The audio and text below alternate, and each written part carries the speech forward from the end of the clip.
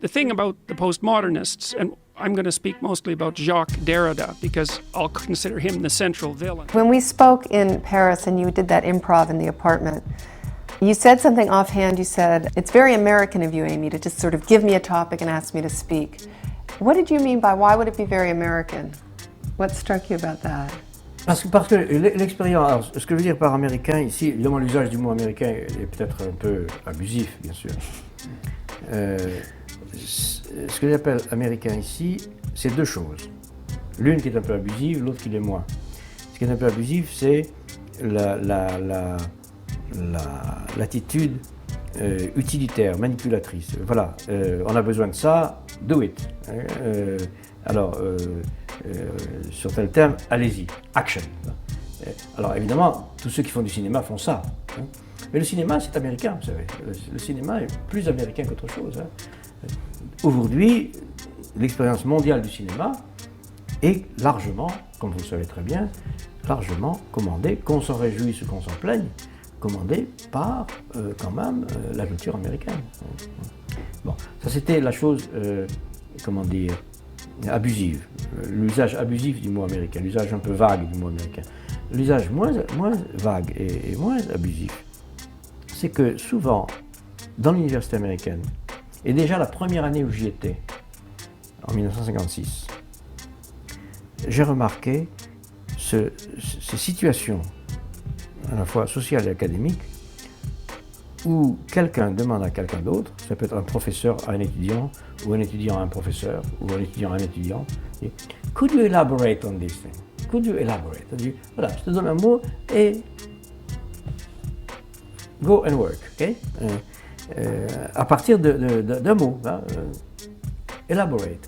Et aujourd'hui encore, des étudiants américains, during my office hours, they just come and say, could you tell me more about this or that? Could you elaborate? Et ça se ferait pas en France, par exemple. Ça, c'est exclu encore.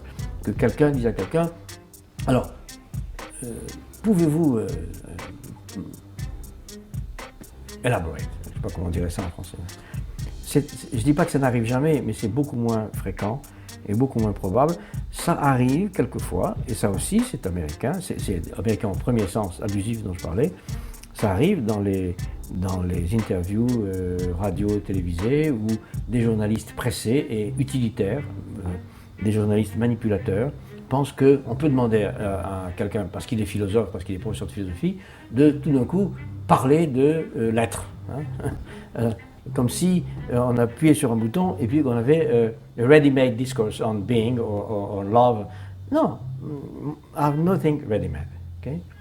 Donc il y a un sens abusif du mot américain qui concerne toutes les attitudes cinématographico-journalistico-manipulatrices.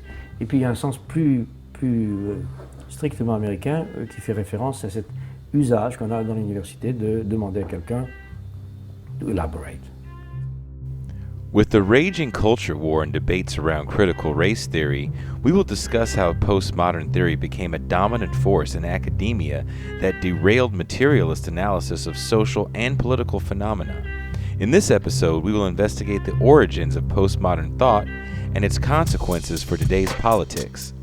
This is Revolution. Je suis dans ma démarche beaucoup moins avancée, je vais beaucoup moins loin que M. Chomsky, c'est-à-dire que j'avoue n'être pas capable de définir, il n'y a plus forte raison de proposer un modèle de fonctionnement social idéal pour notre société scientifique ou technologique. En revanche, une des tâches qui me paraît urgente, immédiate, avant même toute autre chose, c'est celle-ci. On a l'habitude, du moins dans notre société européenne, de considérer que le pouvoir, il est localisé entre les mains du gouvernement et il s'exerce par un certain nombre d'institutions bien particulières qui sont l'administration, en France on appelle ça préfectorale, enfin je ne sais pas comment on dit ailleurs, l'administration, la police, l'armée. On sait que toutes ces institutions-là sont faites pour transmettre les ordres, les faire appliquer et punir les gens qui n'obéissent pas. Mais je crois que le pouvoir politique, il s'exerce encore, il s'exerce en outre, de plus, par l'intermédiaire d'un certain nombre d'institutions qui ont l'air comme ça de n'avoir rien de commun avec le pouvoir politique, qui ont l'air d'en être indépendantes et qui ne le sont pas. On sait bien que l'université, d'une façon générale, tout le système scolaire, qui en apparence est fait simplement pour distribuer le savoir, on sait que cet appareil scolaire est fait pour maintenir au pouvoir une certaine classe sociale et exclure des instruments du pouvoir toute une autre classe sociale.